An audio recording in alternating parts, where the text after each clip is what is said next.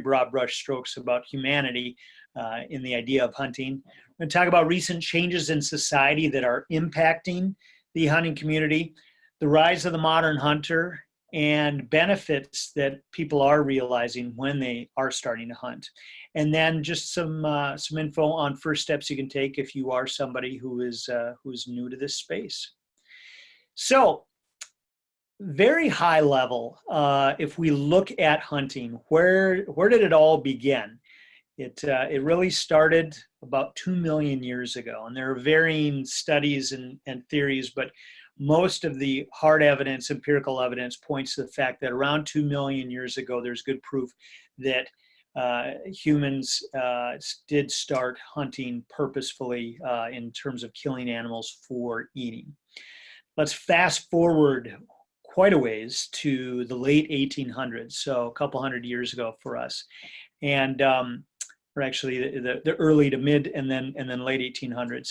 And what we had in North America is the rise of market hunting. And if you're not familiar with that, market hunting was really this industry that was created as our country grew and we moved west, and it had a very negative effect on wildlife populations. So if you think about bison, if you think about beaver, if you think about a lot of birds whose feathers were used for women's hats in Europe and back east. These practices of having an industry, paid industry that banked on these natural resources being there and really harvesting them was not a good thing. This picture that is in the timeline there is of a pile of bison skulls. And I forget what that pile is estimated to be in terms of the numbers. But this unregulated commerce around natural resources of wildlife was something that there needed to be a response to. And that response came in the early 1900s, late 1800s, early 1900s, by the likes of Gifford Pinchot, Teddy Roosevelt, and others who were hunters, and those who felt very strongly that these natural resources were there to be utilized by us, but utilized in intelligent ways that did not take advantage of them so that we would lose populations, we would be deforested, etc. And so at this time was the rise of the conservation movement. And these conservationists, again, looked at how do we put principles in place that in essence ensure the future resource will be there for people, for next generations.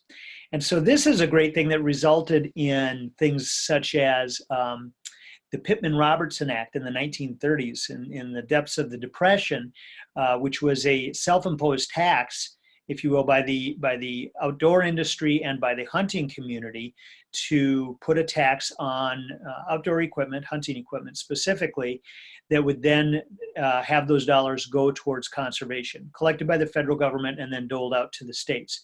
That program is still in place today and has generated billions and billions of dollars for conservation to really, again, ensure that these resources, these animals, the birds, the forests, the streams, etc., are there in the future for people to take part and to enjoy.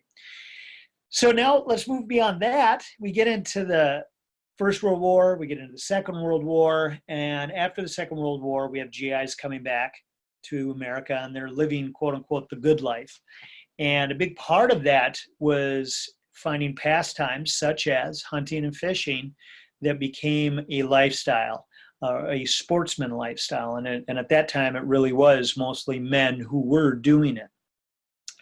And so it was really a high point in many respects. And there was a lot of great energy around it. But what we've seen since then, which is the unfortunate part, if you think about that aspect, just the aspect of conservation, we've seen a steady decline in participation in hunting, and that's unfortunate. So back in 1959, we had just over 8% of the population in the U.S. Who participated in hunting. In 2019, that's dropped to just above 4.5%. So a significant drop. And again, this is unfortunate from the standpoint of all the positives, not only the conservation benefits, but I think the personal benefits for people who do participate in these activities. So if we look at today, 2019, who is starting to hunt? And who are these people? Who are these masked individuals underneath those camel face masks there? Well, here's one example. This is Nate and Jen, and Nate and Jen are I think a classic example of a modern hunting couple. Actually, they're millennials who actually met online playing the game World of Warcraft. And so to me, there isn't a whole lot that could be more current than the way they met. And what they found was when they got introduced through a friend to foraging for mushrooms, that sent them down a path to learn how to hunt. And that, even though they had little connection to the outdoors when they were young. Jen said that her mom could not believe that she had started hunting, let alone some of the basic things like foraging. But she and Nate are all in now. They hunt as a couple, and I love this quote here from them: "You don't tell stories about grocery store chicken." And they are a couple people who have embraced the idea of hunting and what we like to talk about at Modern Carnivore, the values of your own personally sourced food in very real ways. And it's just fun to see. They were actually at my house last winter for a butchering event where we were doing a butchering class with a white-tailed deer. And their knowledge of the anatomy of that deer and the different recipes they had planned out for the different various cuts was amazing. And so that's one example of who is starting to hunt right now. Having a little bit of an issue here. Let's see if we can get this working. There we go.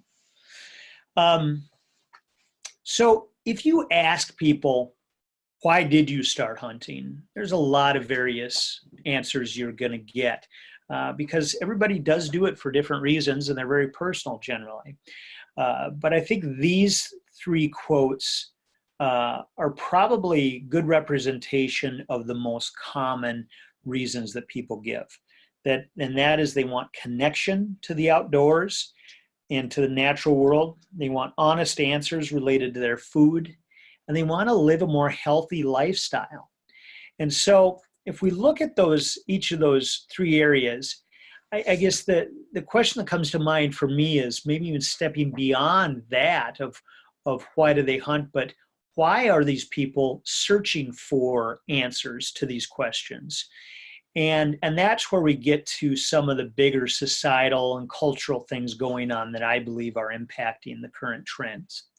So first of all, if we look at the urbanization of our country, and really, to be honest, of the global population, I think it's an interesting factor.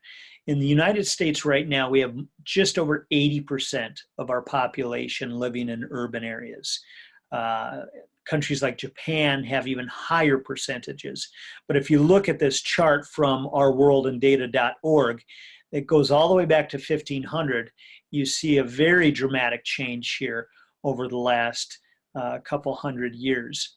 And so what I think the impact of that is people are more disconnected from the natural world, and I think are naturally craving a connection and finding something.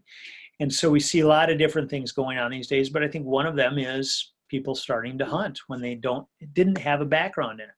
I think another issue relative to the connection or disconnection is technology. And we often talk about how we are now hyper connected and everybody's super connected and connected all the time. And when in reality, what this technology has done, I think is well reflected in this picture.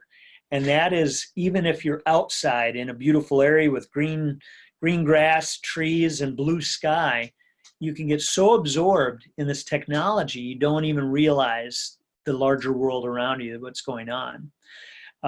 Some of you may have seen the REI study a couple years ago called The Path Ahead. And in that report, they talked about different behaviors and trends going on. And this one was striking, this data point, which is the average amount of time kids age 11 to 14 spend in front of a screen each day is 12 hours. And that to me is just astounding. I don't even know how that could be, but that is what the data is showing. The flip side of that is they're saying that young kids on average are only spending 7 minutes a day outside, which I think is the real tragedy here. And I think if you look at those factors, they're at least loosely connected. So again, I think there's a disconnect, and I think people are looking for connections that they don't get in their tech-centric urban lifestyle that they're living today.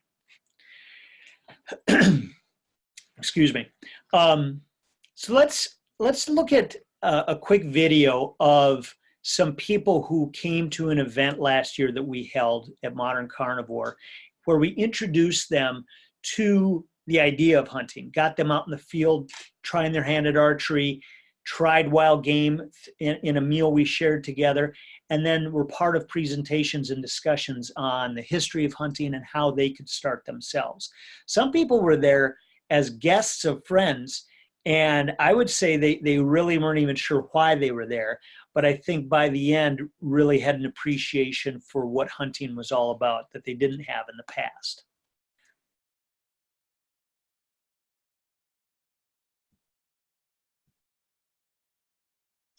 Well, I actually really enjoyed the presentation on the history of hunting, because I think that is the mindset of a lot of people, right? You hunt, the animal goes extinct. My biggest surprise was, well, I used to think that hunters were maybe, I don't know if I can say this, but a little redneck and maybe just a little gun crazy, which I'm not.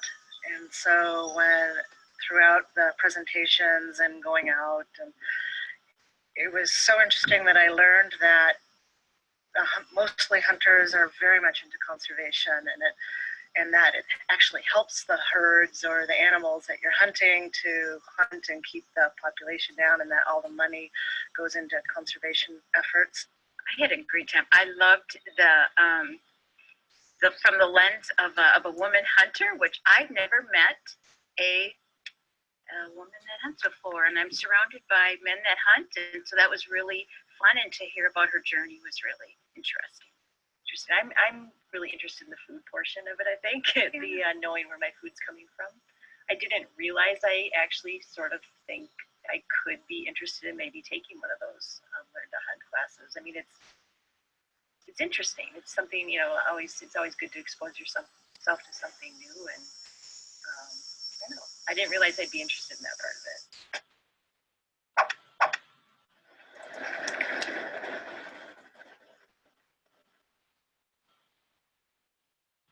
So that last woman, Anne, it was fun seeing her throughout the day change in terms of, she was very closed off at the beginning of the day. And I think, again, wondering maybe why she was there with her friend. But by the end of the day, came to understand, I think, a lot more about hunting. And as she said, maybe even surprising herself and thinking, I could possibly hunt myself, which was fun to see that type of a response. So the other reason I think people are disconnected, which is driving an interest in hunting, one of the other reasons is honesty.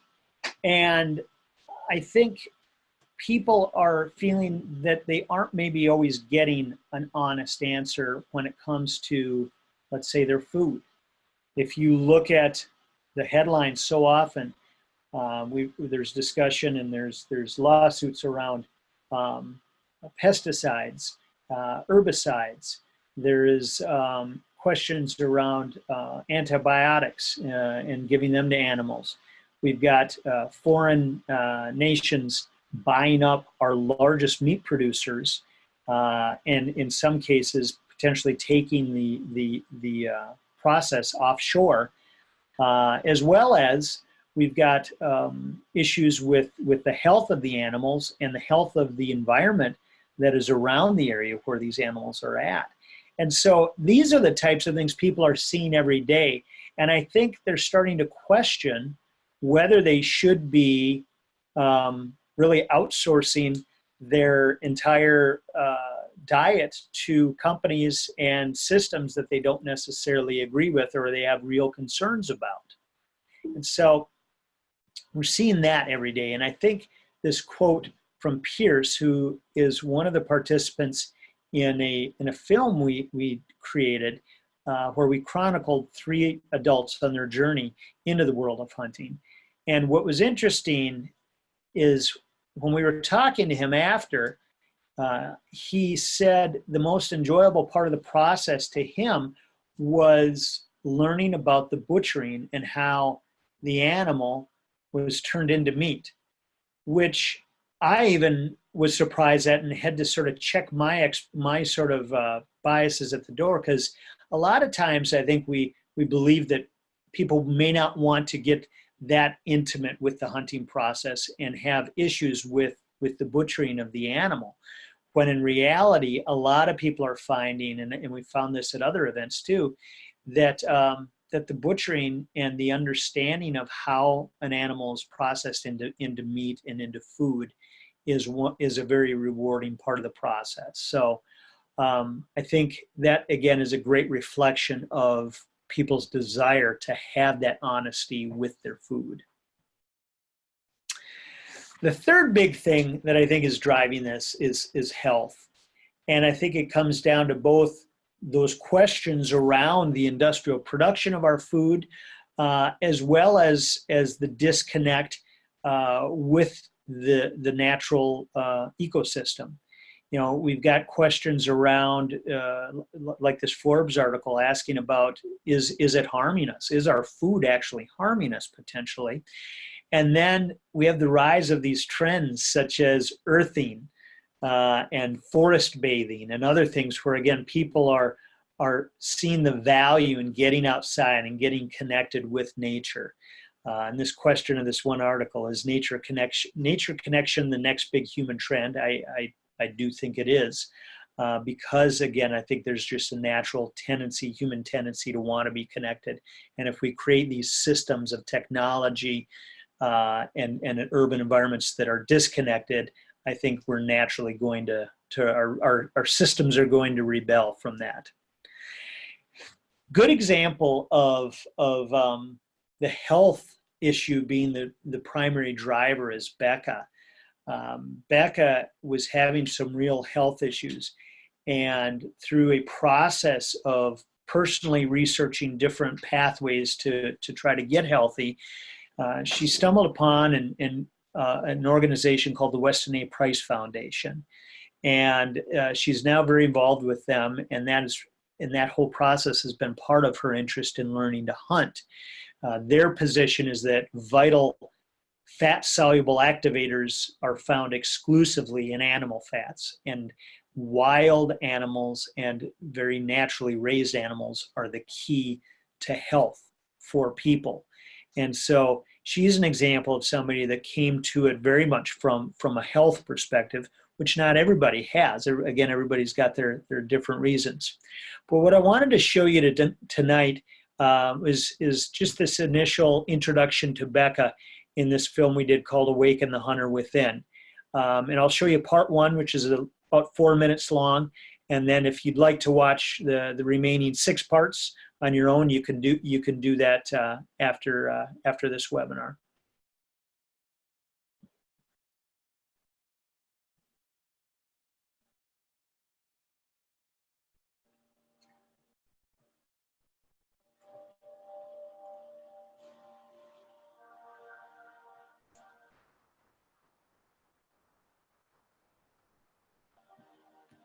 For countless generations, we were part of the natural world. The hunter was celebrated across cultures as a provider. He would set out each day to take a life so that he and his family could continue theirs. was honest, respectful, and connected to the land and water. The soul of that hunter still lives within each one of us, and a new generation is searching for this timeless connection that feeds the soul and the body. They hear the faint call of the hunter from the past to once again look honestly at death and its undeniable connection to a life worth living.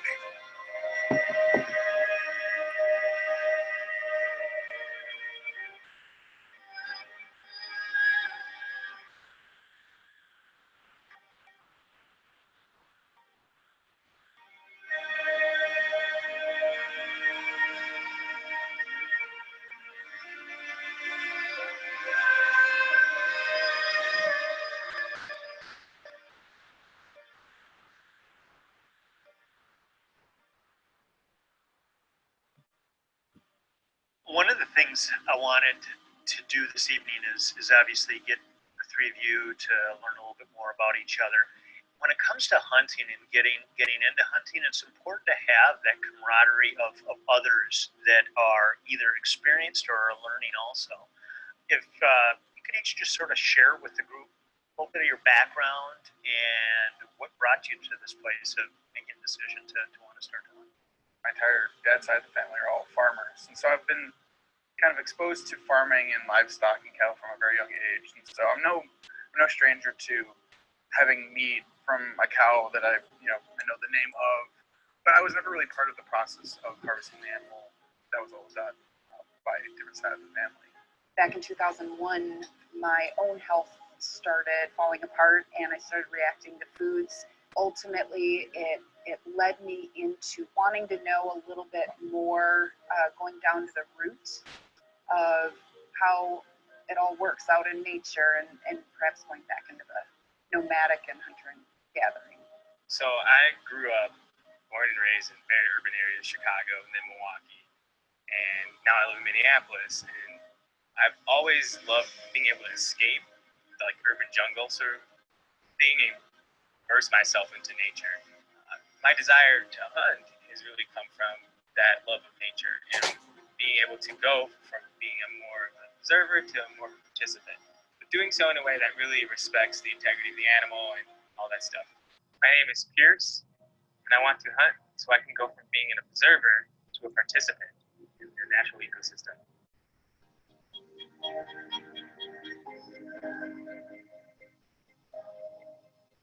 My name is Becca, and I want to start hunting because I've been a forager of vegetation, and I now want to have the full circle experience by learning how to live off the land completely, including cannabis.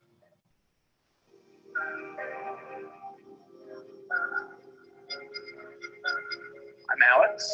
I want to start hunting because I want to learn more about the culture surrounding it and be truly aware of where my food is coming from.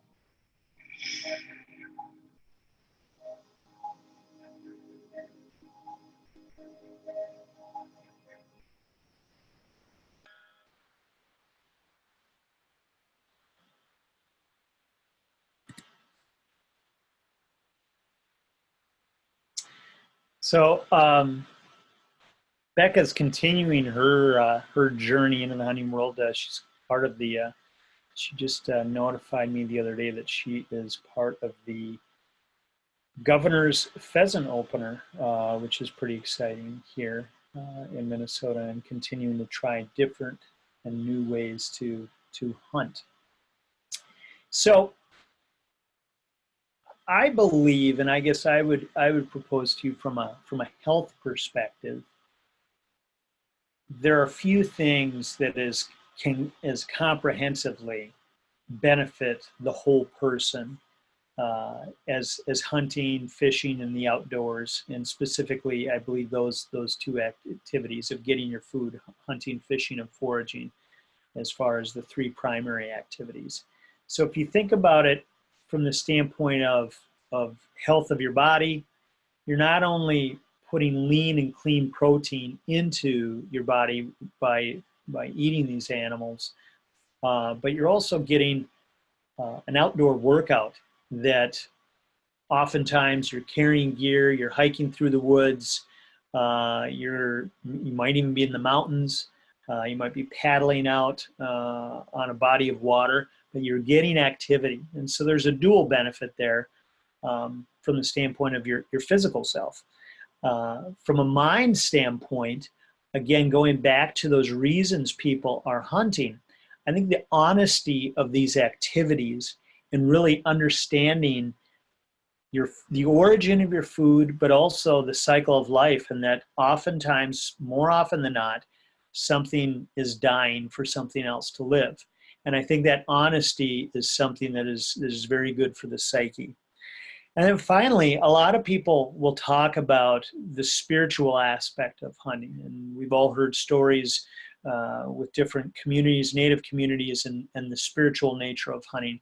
And I think that is definitely a part of it. And what you get out of this activity is feeling connected not only to these places, but to these other beings. And there's a thankfulness from that connection and the seriousness of the activity that you take that I think, again, helps you understand and feel good about the entire process and how you're sustaining your own self. So, question you might be asking if you are new to hunting or you haven't started at all is how do you start your journey? And there's a lot of different good resources out there. I would direct you to a few different ones here. One would be your state game and fish agency. They're called different things from different states and provinces, but here in Minnesota, it's called the Department of Natural Resources, or DNR. Sometimes called Fish and Game, or some states call them Fish, Game, and Parks. So a lot of different names, but they'll have generally that type of name within the agency. And they're going to be able to give you information, oftentimes not only on how to get started, but obviously what are the regulations, where can you go, and those types of questions. So that's a very good resource for some of the basics. There are other entities also, such as conservation organizations that are built by hunters. A few of them that we work with at Modern Carnivore would be Backcountry Hunters and Anglers, Pheasants Forever, and Delta Waterfowl. Each group has its own focus. For Backcountry Hunters and Anglers, it's keeping public lands available for hunting and fishing. Pheasants Forever is focused on habitat for upland birds, such as pheasant and quail. And Delta Waterfowl is focused on watersheds and areas of habitat for waterfowl production. So each of these and others, many others, are good examples of organizations that are doing a lot to get people involved. And they can oftentimes have good social components with them also, where you can go meet members, learn about what their organization is about, and oftentimes you'll find that they're very much inviting and might even invite you to be involved with different things that can help you on your journey. And then lastly, for a little self-promotion here, obviously, Modern Carnivore tools. We've got a lot of different things that can help you on our website: stories and recipes, videos, a podcast. Here's links to all of our different social channels. So we've got a lot of different things, and we're loading up new content, new assets every day to help you and help you on your journey, if you will, or anyone that you might know. Now, I know we're right at about a half hour, which is about what I'd said. And so I'm going to get to the item that I promised around an all-expense paid hunting camp. But first of all, I think we've got a question. We got one question first. Comes from Matt. What can you tell us about the biologics some hunters use on private land to nourish and grow deer? Do these substances have an effect on the quality of the meat? Are they mainly used to aid antler growth? It's a really good question, Matt. Food plots. Yeah. I do not participate in really sort of growing my own deer. I have friends that do. It's very much been a popular technique over the last, I would say, maybe 20, 30 years. There's an organization, here's another one I'll add to that list. I don't do anything with them, but it's QDMA, which is Quality Deer Management Association. And the methodologies they use is really quality deer management. And they are generally practices where you are required to have a chunk of property, which is a piece that a lot of people don't have. So maybe you've got 40 acres, maybe you've got 80 acres. And then you were going to do food plots. You might put different other things, nutrients out there for them. Oftentimes, to answer your question, oftentimes it is for antler growth.